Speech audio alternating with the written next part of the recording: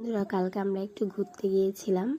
তো যাবার পরে প্রচণ্ড হারে খিদে লেগে গিয়েছিল। টিফিন বাড়ি থেকে নিয়ে গিয়েছিলাম। তো দেখো, ওখানে শসা কেটে রেখে দিয়েছি। তো তারপরে আলু ভাতে বেগুন ভাজা আর ঢ্যাঁড়স ভাজা আর মটরের ডাল রান্না করেছিলাম। তো কালকে একটু কাজ ছিল বলে বেরিয়েছিলাম, তো বেশি কিছু রান্না করতে পারিনি। এগুলোই রান্না করে নিয়ে গিয়েছিলাম। তো নিয়ে যাওয়ার পরে আমরা একটা জায়গায় ঘুরতে গেছিলাম। ওটা হচ্ছে হামখুড়োর মাঠ।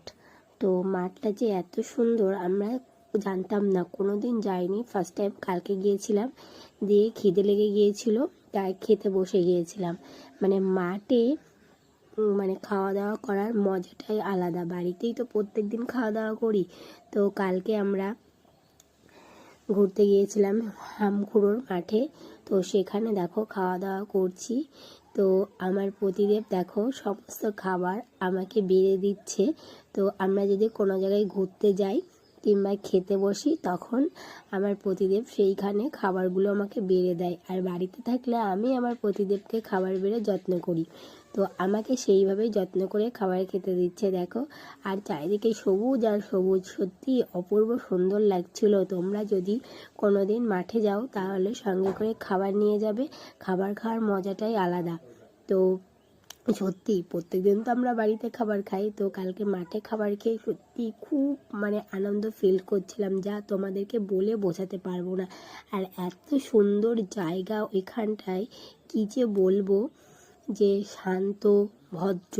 ওখানে কোনো যানবাহন কিছুই চলে না, কোনো শব্দ টব্দ কিচ্ছু নেই, আর চারিদিকে সবুজ আর সবুজ প্রকৃতি।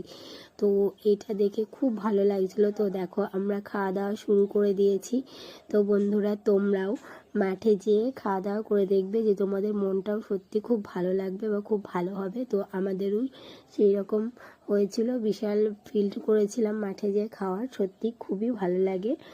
তো এখানে এত সুন্দর পরিবেশ, এত সুন্দর মনোরম পরিবেশ, চারিদিকে সবুজ আর সবুজ, সত্যি আমি তো মুগ্ধ হয়ে গেছিলাম, এত সুন্দর লাগছিল।